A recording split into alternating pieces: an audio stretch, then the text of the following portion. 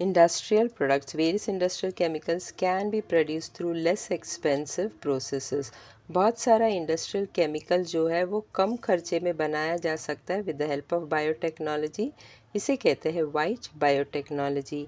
एक एग्जाम्पल भी दिया हुआ है टेक्स्ट बुक में ऑफ वाइट बायोटेक्नोलॉजी. क्या है example? Alcohol production from sugar molasses with the help of transgenic east.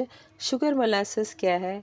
Industries में जब भी शुगर केन से शुगर बनाया जाता है तो शुगर जो है वो मेन प्रोडक्ट है. इसके अलावा बाई प्रोडक्ट्स भी बनता है और एक बाई प्रोडक्ट क्या है? Sugar molasses. ट्रांसजेनिक ईस्ट क्या है? ये मैंने पहले भी एक्सप्लेन किया है. जब भी कोई माइक्रोब्स का जीन्स को बदल दिया जाता है तो उसे कहते हैं ट्रांसजेनिक.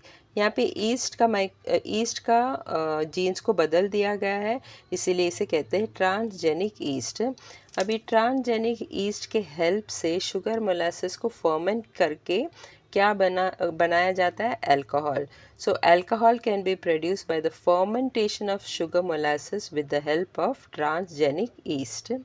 नेक्स्ट टॉपिक है environment and biotechnology. Environment related various problems can be solve with the help of biotechnology. बहुत सारा प्रॉब्लम्स जो है वो एनवायरनमेंट रिलेटेड है और इसे सॉल्व किया जा सकता है कैसे? By biotechnology. Sewage is rich in organic matter. Sewage क्या है? जो वेस्ट वाटर घर से, इंडस्ट्री से पाइप के थ्रू इसे डिस्चार्ज किया जाता है इनटू ड्रेनेज सिस्टम, इसे कहते हैं सुएज. और sewage is rich in organic matter. What is organic matter? जैसे कि human waste that is urine and faeces, liquid waste from homes जैसे कि बर्तन धोते वक्त, कपड़े धोते वक्त, नहाते वक्त जो गंदा पानी होता है उसे कहते हैं ऑर्गेनिक मैटर. इसके अलावा जो केमिकल्स भी जो इंडस्ट्री से रिलीज़ किया जाता है उसे भी ऑर्गेनिक मैटर कहते हैं. If such Suez is released in natural water bodies like reverse, the organic matter in it gets oxidized with the help of dissolved oxygen. Due to this, level of dissolved oxygen in water decreases, adversely affecting the aquatic life. तो जब ये sewage water को river में release किया जाता है तो ये जो ऑर्गेनिक मैटर है उसे ऑक्सीडाइज करते हैं यानी डिकम्पोज करते हैं. कौन इसे ऑक्सीडाइज या डिकम्पोज करते हैं? Micro organism which is there in the river water. और इसे ऑक्सीडाइज करने के लिए, ऑर्गेनिक मैटर को ऑक्सीडाइज या डिकम्पोज करने के लिए माइक्रो ऑर्गेनिज्म को किसकी ज़रूरत है? Dissolved oxygen. What is the meaning of dissolved oxygen? जो ऑक्सीजन पानी में रहता है उसे कहते हैं डिज़ोल्व्ड ऑक्सीजन. अभी जैसे जैसे ह्यूमन पॉपुलेशन बढ़ते जाता है तो ये ऑर्गेनिक मैटर है वो भी बढ़ते जाता है और इस ऑर्गेनिक मैटर को डिकम्पोज करने के लिए या ऑक्सीडाइज करने के लिए माइक्रो ऑर्गेनिज्म को ज़्यादा से ज़्यादा डिज़ोल्व ऑक्सीजन की ज़रूरत पड़ती है. तो इस वजह से क्या होता है? वाटर में डिज़ोल्व ऑक्सीजन की कमी हो जाती है और because of this aquatic life is in danger. यानी एक्वेटिक लाइफ को डिज़ोल्व ऑक्सीजन की कमी हो जाती है, therefore their life comes into danger. Aquatic life क्या है? जैसे कि fishes, aquatic plants and so on. As a remedy on this, sewage should be released into rivers only after the oxidation with the help of microbial technique. तो इसका solution क्या है? ये sewage water जो है which is rich in organic matter उसे पहले treatment plant में रिलीज़ किया जाता है. ट्रीटमेंट प्लांट में ये सुएज वाटर को ऑक्सीडाइज किया जाता है with the help of micro organism और ये ऑक्सीडाइज होने के बाद ये सुएज वाटर जो है वो क्लीन हो जाता है. क्लीन होने के बाद ये ट्रीटमेंट प्लांट से ये क्लीन वाटर को बाद में रिवर में रिलीज़ किया जाता है. Hence microbial techniques are in use for treatment on sewage and solid waste. इसके लिए आजकल माइक्रोबियल टेक्निक यूज़ किया जाता है, that is treatment plant use किया जाता है सुएज को साफ़ करने के लिए और सॉलिड वेस्ट को भी साफ़ करने के लिए. उसके बाद ही उसे रिवर वाटर में रिलीज़ किया जाता है. नेक्स्ट पॉइंट क्या है? Microbes are useful on large scale for production of compost by treatment on solid organic waste material. इसका मतलब क्या है? Solid organic waste material that is solid organic matter को उसे ट्रीटमेंट के बाद क्या प्रोड्यूस करते हैं? कंपोस्ट प्रोड्यूस करते हैं. वो भी लार्ज स्केल में प्रोड्यूस किया जाता है with the help of microbes. Next point, bioremediation, biopesticides, biofertilizer, biosensors, etc. are some new concepts in biotechnological method. Bio remediation के बारे में will be discussing further in detail. Biopesticides क्या है? पहले केमिकल पेस्टिसाइड्स यूज़ किया करते थे। Pesticides क्या होता है? जो पेस्ट को डिस्ट्रॉय करते हैं, लेकिन ये केमिकल पेस्टिसाइड जो है वो प्लांट्स को भी हार्म करता है और सॉइल को भी पल्यूट करता है। तो अभी लिविंग ऑर्गेनिज्म यूज़ करते हैं। Since we are using living organism, इसीलिए इसे कहते हैं बायो पेस्टिसाइड। बायो का मतलब है लिविंग ऑर्गेनिज्म, और ये बायो पेस्टिसाइड जो है वो पेस्ट को कंट्रोल भी करता है और सॉइल को पल्यूट भी नहीं करता है और प्लांट्स को हार्म भी नहीं करता है। उसी तरह बायो फर्टिलाइज़र, पहले पहले फार्मर्स क्या यूज़ करते थे? केमिकल फर्टिलाइज़र जो सॉइल को पल्यूट कर देते थे। अभी living organisms are used as fertilizer, इसीलिए इसको बायो फर्टिलाइज़र्स कहते हैं। इसके बारे में we have already discussed in detail in page number 93 में टॉप में दिया हुआ है बायो फर्टिलाइज़र, जहाँ पे एक्सप्लेन किया गया था कि bacteria like Rhizobium, Azotobacter, Nostoc, Anabaena and plants like Azolla are used as bio fertiliser. ये भी इको फ्रेंडली है, they don't pollute the soil and make the soil fertile also. Bio sensor क्या है? एक टाइप ऑफ डिवाइस है जो monitor करता है कि सॉइल और वाटर कितना पल्यूटन है। इस बायो सेंसर में भी बायोलॉजिकल कंपोनेंट यूज़ किया जाता है जिसे बायोटेक्नोलॉजी से बनाया जा सकता है। ये सब जो है एग्जाम्पल्स है of new concepts in biotechnological methods. Next topic है बायो रेमीडिएशन। रेमीडिएशन का मतलब क्या है? अगर कोई प्रॉब्लम हो उसका रेमेडी निकालना, सोल्यूशन निकालना, उसे कहते हैं रेमीडिएशन। और अगर लिविंग ऑर्गेनिज्म के हेल्प से इस प्रॉब्लम को सॉल्व किया जाता है तो उसे कहते हैं बायो रेमीडिएशन। बायो का मतलब क्या है? Living organism. बायो रेमीडिएशन का डेफिनेशन क्या है? Bio remediation means either absorption or destruction of toxic chemicals and harmful pollutants with the help of plants and microorganism। तो अगर सॉइल में कोई टॉक्सिक केमिकल्स है या पॉइजनस केमिकल्स है और हार्मफुल पोल्यूटेंट्स हैं, तो देर आर सर्टन प्लांट्स, कोई प्लांट्स है, सर्टन प्लांट्स हैं और सॉइल में सर्टन माइक्रो ऑर्गेनिज्म है। ये प्लांट्स और माइक्रो ऑर्गेनिज्म जो है वो सॉइल का टॉक्सिक केमिकल और हार्मफुल पोल्यूटेंट को या तो एब्जॉर्ब करते हैं नहीं तो डिस्ट्रॉय करते हैं।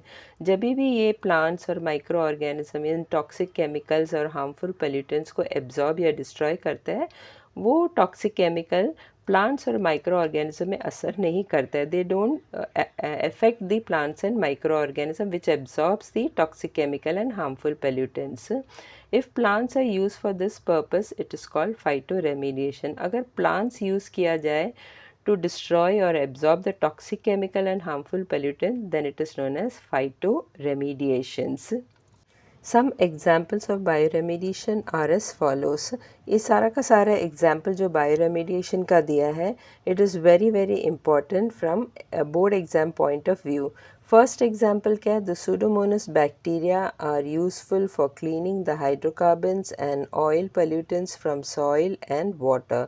अगर वाटर या सॉइल में ऑयल पोल्यूटेंट्स और हाइड्रोकार्बन्स हैं तो सूडोमोनास बैक्टीरिया जो है इसे क्लीन करता है। इस तरह सॉइल और water becomes free from hydrocarbons and oil pollutants. इसके बारे में डिटेल में ऑलरेडी एक्सप्लेन किया गया है लेसन नंबर 7 में, पेज नंबर 84 में दिया है। सेकेंड एग्जाम्पल क्या है? The fern Pteris vittata can absorb the arsenic from soil. Pteris vittata एक टाइप ऑफ फर्न है जो सॉइल में से आर्सेनिक को एब्जॉर्ब करता है।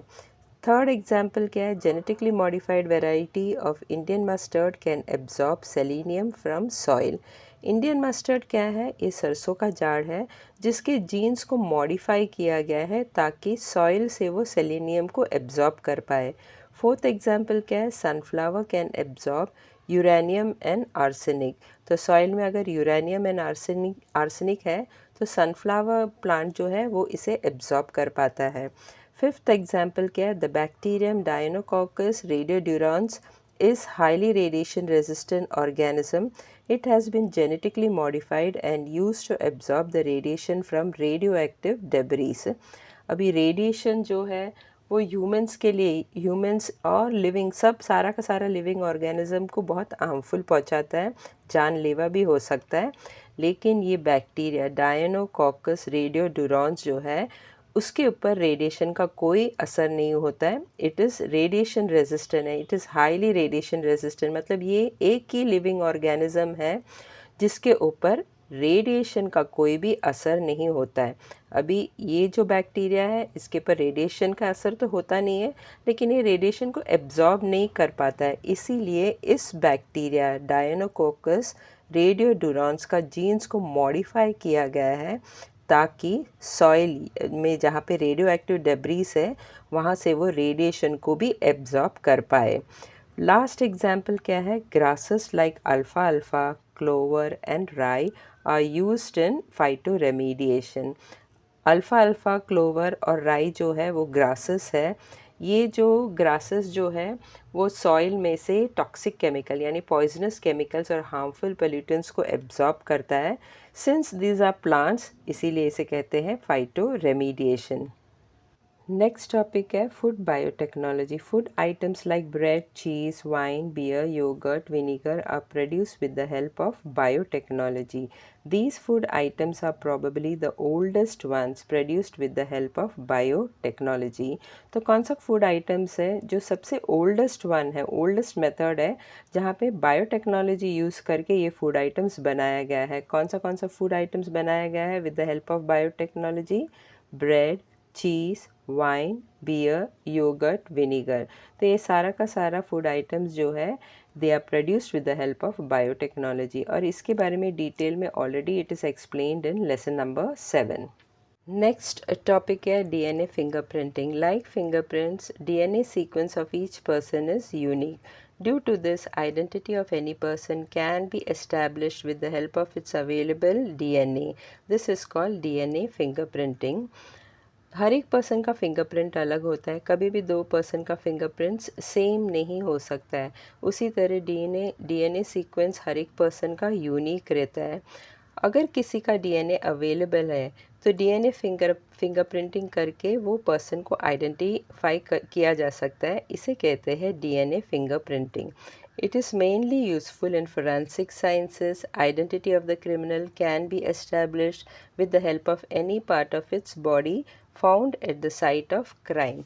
तो ये कहाँ पे ज़्यादा यूज़ किया जाता है? फोरेंसिक साइंस में। अगर कोई जगह में मर्डर हुआ है तो फोरेंसिक साइंस के टेक्नीशियंस वो क्राइम साइट में जाता है, सैम्पल्स कलेक्ट करता है और उसे इन्वेस्टिगेट करके एनालाइज करते हैं। अगर समझो उनको क्राइम सीन में ब्लड सैम्पल्स मिला हो, बाल मिला हो, या जिस पर्सन का मर्डर हुआ है उसके नेल्स के अंडर स्किन मिला हो, तो इन सब चीज़ों का डीएनए फिंगरप्रिंटिंग करके डीएनए सीक्वेंस फाइंड आउट कर सकते हैं और इस तरह जो क्रिमिनल जो है वो पकड़ा जाएगा। Similarly identity of father of any child can be established. उसी तरह डीएनए फिंगरप्रिंटिंग करके कोई भी चाइल्ड का फादर कौन है वो भी एस्टैब्लिश किया जा सकता है। This research is performed in centre for DNA fingerprinting and diagnostic Hyderabad. तो हैदराबाद में एक सेंटर है जहाँ पे डीएनए फिंगरप्रिंटिंग और डायग्नोस्टिक्स का रिसर्च किया जाता है। डायग्नोस्टिक्स का मतलब क्या है? कोई भी प्रॉब्लम हो तो उसका सोल्यूशन क्या है, उसका इंफॉर्मेशन, उसे कैसे सॉल्व किया जा सकता है, कैसे कंट्रोल किया जा सकता है, that is known as diagnostics. तो डीएनए फिंगरप्रिंटिंग और डायग्नोस्टिक्स कंडक्ट करने के लिए एक सेंटर है जहाँ पे रिसर्च परफॉर्म किया जाता है, और ये कहाँ पे है? हैदराबाद में है। Next topic, cleaning of oil spillage in oceans. If oil spillage occurs, it adversely affects the marine life. Now, cleaning the ocean without any harm to environment in cheaper way has become possible with the help of oil digesting and fast multiplying bacteria. Due to some reason, अगर कोई ship जो oil carry करता है उसका accident हो जाता है तो ऑयल स्पिलेज होता है इन ओशन, और ये ऑयल स्पिलेज जो है मराइन लाइफ को अफेक्ट करता है। ये ऑयल स्पिलेज को अभी क्लीन आसानी से किया जा सकता है और ये इको फ्रेंडली है। It doesn't harm the environment और चीपर भी है। ये कौन करता है? बैक्टीरिया करता है। ये बैक्टीरिया जो है वो ऑयल को डाइजेस्ट भी करता है और ये फास्ट मल्टीप्लाइंग है, यानी ये असेक्सुअल रिप्रोडक्शन से बैक्टीरिया ज़्यादा से ज़्यादा मल्टीप्लाई होगा और ज़्यादा से ज़्यादा ऑयल डाइजेस्ट होगा। इसके बारे में already have studied in lesson number 7 page number 84 में डिटेल में इसके बारे में पढ़ चुके हैं। Indian-born American citizen and scientist Dr. Anand Mohan Chakravarti had for the first time suggested the use of such microbes. तो ये बैक्टीरिया किसने डिस्कवर किया? डॉक्टर आनंद मोहन चक्रवर्ती। जो बैक्टीरिया ऑयल स्पिलेज को डाइजेस्ट करता है, ये discovery doctor Anand Mohan Chakrabarty and Indian born है लेकिन अमेरिकन सिटीज़न और साइंटिस्ट है, इसने डिस्कवर किया था ये माइक्रोब्स को। तो नेचुरल यही है कि जो क्रेडिट जाता है वो डॉक्टर आनंद मोहन चक्रवर्ती को जाएगा क्योंकि इसने ही वो बैक्टीरिया को डिस्कवर किया था। नेक्स्ट टॉपिक है green revolution. Problems of population explosion were started to appear at the beginning of 20th century. Almost all the countries, especially underdeveloped and developing countries, had been badly affected by the effects of poor quality and quantity of food. 20th century के शुरुआत में population जो था वो बहुत बढ़ रहा था और ये मेन प्रॉब्लम था। ऑलमोस्ट बहुत सारा कंट्रीज़ को फूड की कमी हो रही थी, स्पेशली जो पुअर कंट्रीज़ और डेवलपिंग कंट्रीज़ है, दे वर बैडली इफ़ेक्टेड। अगर उनको फूड मिल भी रहा था तो वो बहुत पुअर क्वालिटी का रहता था। Various methods applied for harvesting maximum yield from minimum land are collectively called as green revolution. अभी इस प्रॉब्लम को सॉल्व करने के लिए बहुत सारा मेथड्स यूज़ किया गया और ये मेथड्स का मेन उद्देश्य या एम क्या था? कम से कम लैंड में मैक्सिमम प्रोडक्शन हो, इसे कहते हैं green revolution. Improvised dwarf varieties of wheat and rice, proper use of fertilizers and pesticides and water management led to the increased production of food grains and thereby large population had been saved from hunger. तो green revolution में क्या क्या किया गया? Improvised ड्रॉफ varieties of wheat and rice, यानी जो wheat और rice का जो प्लांट है वो ड्रॉफ रहेगा, शॉर्ट हाइटेड रहेगा। इसका एडवांटेज क्या है? शॉर्ट हाइटेड प्लांट्स का जो स्टेम है वो बहुत स्ट्रॉन्ग रहेगा, वो जल्दी से जल्दी तैयार होगा क्योंकि वो शॉर्ट हाइटेड है। और इसमें जो ग्रेन्स जो है, वीट और राइस का ग्रेन्स है, वो जल्दी से जल्द तैयार हो जाएगा। पहले बड़े प्लांट्स थे तो उसमें वीट एंड राइस का ग्रेन्स आने में टाइम लगता था। अभी ये शॉर्ट हाइटेड है तो इसमें grains of wheat and rice will come soon. और दूसरा, फर्टिलाइज़र सप्लाई किया गया, पेस्टिसाइड्स यूज़ किया गया एंड वाटर मैनेजमेंट। पहले बहुत ज़्यादा पानी डालते थे तो इट अफेक्ट्स दी प्लांट्स मर भी जाता था। तो now they are using drip irrigation and sprinkle irrigation. इस वजह से वाटर ज़्यादा यूज़ नहीं होता है, प्लांट के उधर वाटर ज़्यादा कलेक्ट भी नहीं होगा। और इस वजह से इन सारे पॉइंट्स के वजह से जो फूड प्रोडक्शन है वो इंक्रीज़ हो गया और सारा जो लार्ज पॉपुलेशन है उनको सबको फूड ग्रेन्स मिल गया and thus we save from hunger. Next क्या दिया है? Doctor Norman Borlaug USA and Dr. M.S. Swaminathan India have valuable contribution in green revolution. तो ये ग्रीन रेवोल्यूशन का क्रेडिट किसको जाता है? डॉक्टर नॉर्मन बोरलैग जो यूएसए से था एंड डॉक्टर एम.एस. स्वामीनाथन जो इंडिया से था। Various research institutes and laboratories are engaged in development of new varieties of various crop through research. तो वेरियस वेराइटीज़ ऑफ क्रॉप्स को डेवलप करने के लिए बहुत सारा रिसर्च इंस्टीट्यूट और लेबॉरेटरीज़ भी है। टेक्स्ट बुक में इसका एग्जांपल्स भी दिया है। What are the examples? Indian Agriculture Research Institute IARI which is in New Delhi. Second one is National Citrus Research Institute जो नागपुर में है और इसका अलाइड ब्रांचेस भी है। Third one Indian Institute of Sciences और fourth one is National Pomegranate Institute जो सोलापुर में है। नेक्स्ट टॉपिक है white revolution. Various parts of India were rich in milk and milk products, however those products were not sufficient to meet the needs of far-flung region. तो India में बहुत साल पहले India में कोई जगह में मिल्क और मिल्क प्रोडक्ट्स बहुत ज़्यादा रहता था और कोई जगह में मिल्क और मिल्क प्रोडक्ट्स बहुत कम होते थे और अगर उनको मिलता भी था तो बहुत महंगा होता था। इसका रीज़न क्या है? इंडिया में जहाँ भी गांव है, गांव में ज़्यादा से ज़्यादा लोगों के पास गाय भैंस रहता था, तो जाहिर सी बात है कि गांव में मिल्क और मिल्क प्रोडक्ट्स की कमी नहीं होती थी। मगर सिटी में लोग जो है वो फ्लैट में रहते थे, गाय भैंस तो पालते नहीं थे, इसके लिए सिटी में दूध और दूध का प्रोडक्ट्स का कमी होता था। Dr. Varghese Kurian proved through the cooperative movement and use of biotechnology that dairy cannot be allied, but it will be mainstream business. He put the cooperative dairy movement of Anand, Gujarat at all-time high status. आनंद करके एक जगह है गुजरात में। यहाँ के लोग जिनके पास गाय भैंस है, और यहाँ के लोगों के पास ज़्यादा से ज़्यादा लोगों के पास गाय भैंस रहता था, तो ये सब लोग जिनके पास गाय भैंस है, उन्होंने एक कोऑपरेटिव डायरी मूवमेंट स्टार्ट किया under the leadership of doctor Verghese Kurien. यहाँ के जो लोग हैं, वो सब लोग जिनके पास गाय भैंस है, वो गाय भैंस के दूध इस कंपनी में लाते थे, उसे पैस्चराइज करके पैक करके और बायोटेक्नोलॉजी की मदद से जो मिल्क प्रोडक्ट्स है उसे बना के भी हर जगह इंडिया के हर कोने में पहुंचाते थे। और इस कंपनी का नाम क्या था? अमूल। और ये अमूल जो कंपनी है, ये कोऑपरेटिव डायरी मूवमेंट है, मतलब सब मिल के चलाते थे। और इससे लीड कौन करता था? डॉक्टर वर्गीस कुरियन। इसीलिए डॉक्टर वर्गीस कुरियन को फादर ऑफ वाइट रेवोल्यूशन भी बोलते हैं।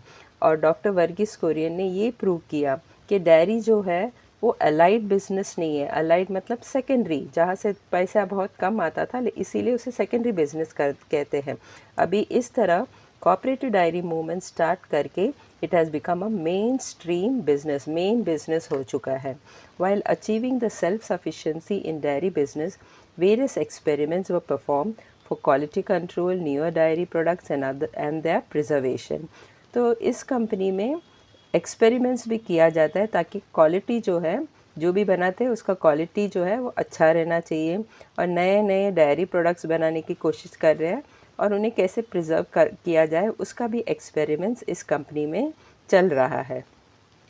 नेक्स्ट टॉपिक क्या है? Blue revolution. ब्लू रेवोल्यूशन का डेफिनेशन क्या है? Production of various useful aquatic organisms with the help of water is called as blue revolution. तो ब्लू रेवोल्यूशन क्या है? एक्वेटिक ऑर्गेनिज्म जैसे फिशेस, झींगा, लॉबस्टर, क्रैब्स जो पानी में रहता है, उनका प्रोडक्शन बढ़ाना, उसे कहते हैं blue revolution. Farm ponds and the fishes are very common in East Asian country. Farm ponds क्या है? जो फार्मर्स है वो एक तरफ क्रॉप्स ग्रो करता है और उसी फील्ड के बाजू में पॉन्ड्स भी रहता है जहाँ पे फिशेस को कल्टीवेट करते हैं। यानी ये फार्म पॉन्ड्स और क्रॉप्स जो कल्टीवेट करते हैं, दोनों भी एक साथ करते हैं। एक साइड में क्रॉप्स ग्रो करते हैं और उसी के बाजू में फिशेस भी कल्टीवेट करता है। और ये फार्म पॉन्ड जो है वो ज़्यादा करके ईस्ट एशियन कंट्रीज़ में दिखाई देता है, जैसे कि चाइना, थाईलैंड, इंडोनेशिया एक्सेट्रा।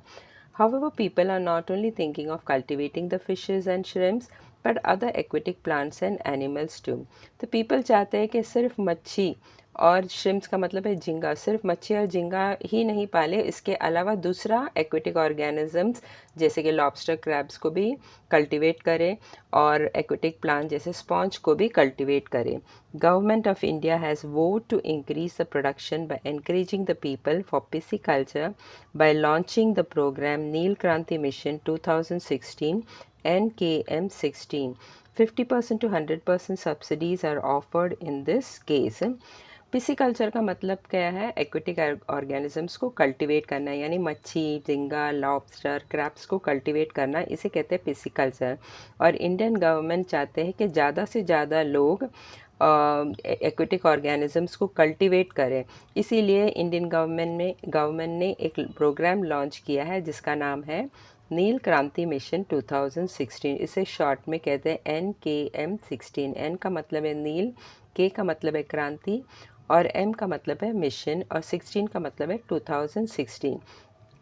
ज़्यादा से ज़्यादा लोग पिसिकल्चर में इन्वॉल्व हो, इसीलिए गवर्नमेंट सब्सिडीज़ भी देते हैं, यानी खर्चा भी उठाते हैं। 50% यानी जो भी खर्चा होगा इसमें, उसका आधा गवर्नमेंट देंगे। कभी कभी पूरा का पूरा खर्चा जो है वो गवर्नमेंट देंगे, जो हमें रिटर्न करना नहीं पड़ता। और इस ब्लू रेवोल्यूशन में कौन से फिशेस को कल्टीवेट किया जाता है? रोहा, कटला, श्रिम्प्स यानी झींगा, लॉबस्टर को, इनको सब लार्ज स्केल में कल्चर किया जाता है।